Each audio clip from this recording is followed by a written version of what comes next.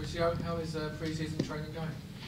Yes, very well. We are very happy to be here, and magnificent training ground, and Seattle is a unbelievable place, and we are very happy to start the tour here and enjoy to be ready for enjoy tomorrow for in front of our supporter and enjoy the play tomorrow with the bigger team in USA. Fans haven't seen the team under your watch. What can they expect to see more? Yes, tomorrow we expect a tough game because they are in the ready to the season. We started to the preseason 40 days ago, and we need time to arrive in our best performance. But we are ready to compete tomorrow and enjoy the game and to start to show our style and our philosophy and put in practice in the game. What will be your style and philosophy? Because at Southampton you had a reputation for bringing through young players. Will that be the same at Tottenham? Yes, we have a different squad. I believe it's a different team, different club. Tottenham is a bigger club.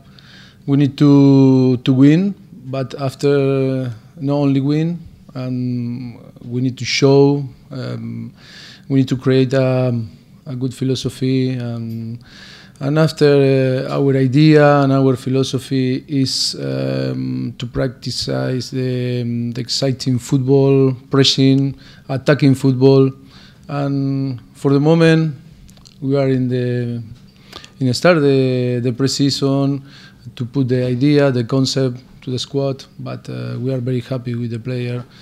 They are a magnific professional, and for the moment all is good. Some of the teams that have come in, most of the teams that have come in for big friendlies in the past have commanded a temporary grass pitch out there. You guys are okay with the field turf?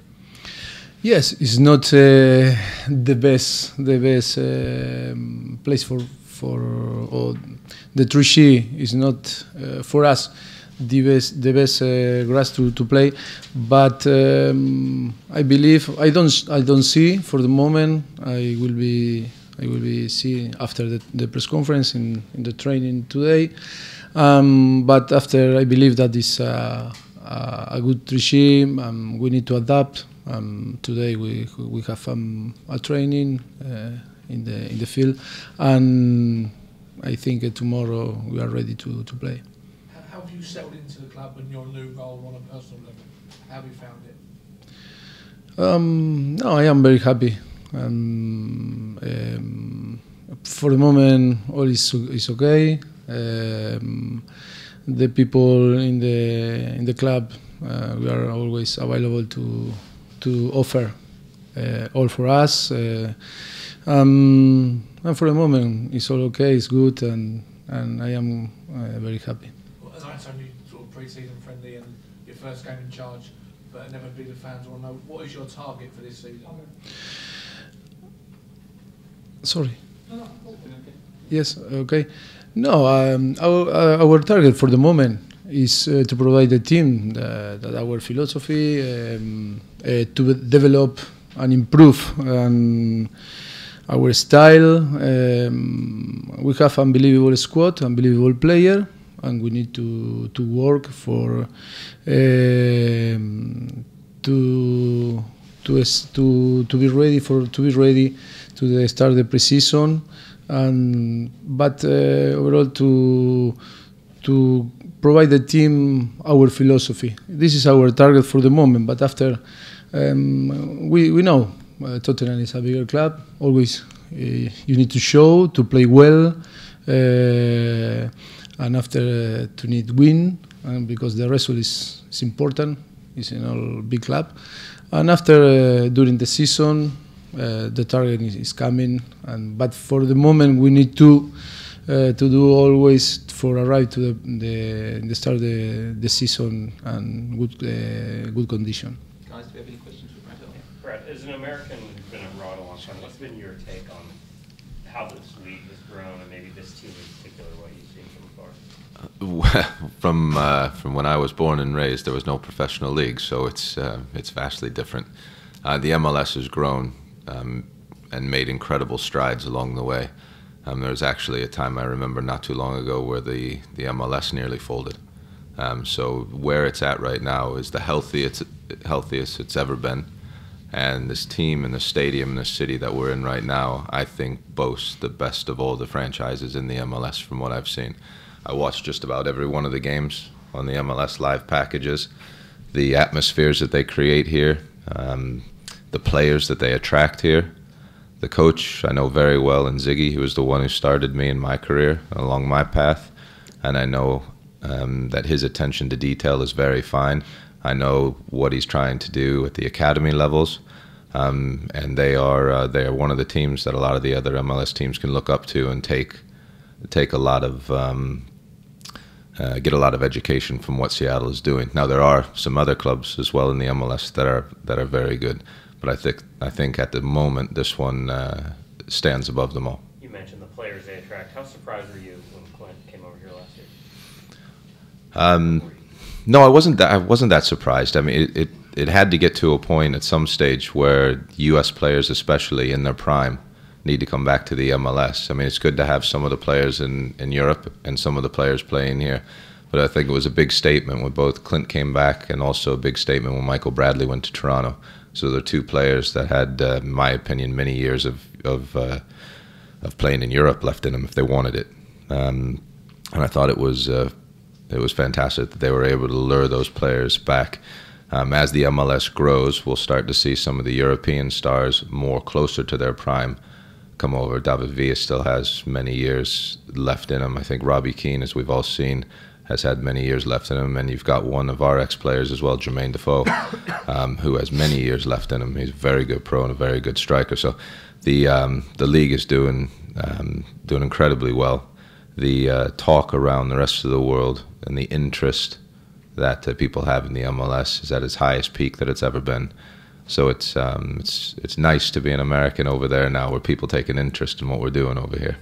Brad, could I ask, Tottenham whenever you make a couple of signings in the summer, but surely none of the signings they make better than the one they've just made, which is Hugo Lloris extending his stay at the club.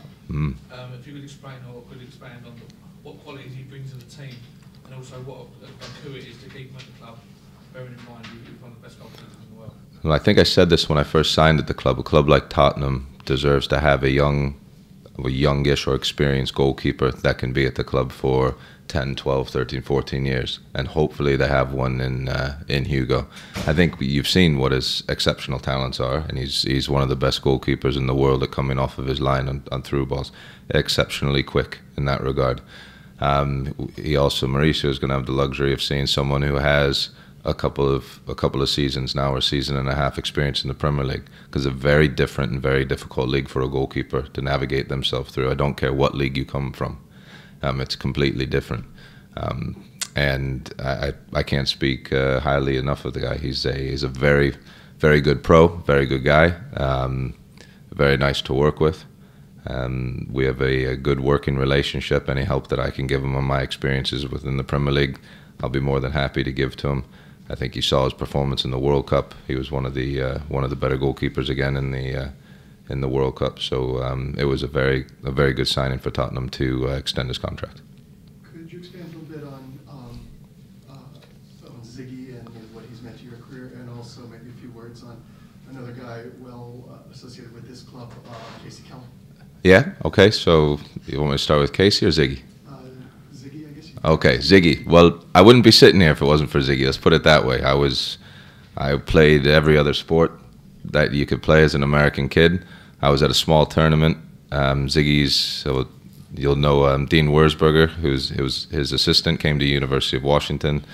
Afterwards, he didn't have a flight until later on in the evening, so he came back to a field and saw me there. Ziggy came out and watched me in a game, and he gave me a scholarship. From that point, Ziggy always pushed and pushed and pushed me, and then also pushed coaches to take me into the youth national team setup. So that we have a mutual respect for one another, and I think his track record in the MLS and with the university and when he's been with the youth national team speaks for itself. I can't say enough good things about Ziggy. Casey and I, we had a very competitive relationship. We were both well. There was many goalkeepers: Jürgen Sommer, myself, Casey Keller, Tony Meola, all the time, that were vying for one position. So I have a great amount of respect for Casey as a goalkeeper, and I'm sure it's likewise. Only one goalkeeper could play in the games. You know, he got his games, I got my games. He got his World Cups, I got my World Cups. He just recently retired, and I saw the send-off that he got here. I think there were about 67 or 65, some of the 1,000 people here, which is a tremendous honor for him. And it was probably great for him also that he was able to come and finish his career close to his hometown. If memory serves me correct, it's Lacey, Washington. Yeah. Right. So again, another one of the pioneers, I like to say, in U.S. soccer history that came over to Europe, and we helped pave a lot of paths for a lot of players to come after that. Sí. I don't understand that. It's for me. It's easy question for me. Well done, ¿Cuál en particular le parece más interesante los Sounders como material para Europa? In Spanish or in English? I will translate afterwards. Do you prefer it in English or Spanish? In Spanish, no? In Spanish, that's my in English. Yes, I think from my point of view, I think he's a very good player. Was here in Seattle, but I don't like to talk about the individual player. But I think they have a potential player for playing in Europe, no? So Mauricio, can I ask, how many additions to the squad do you think, or would you like to see made before the window closes? No many players. I think we have a very good squad and bigger squad. Always we're looking forward to improve the squad, but no big changes.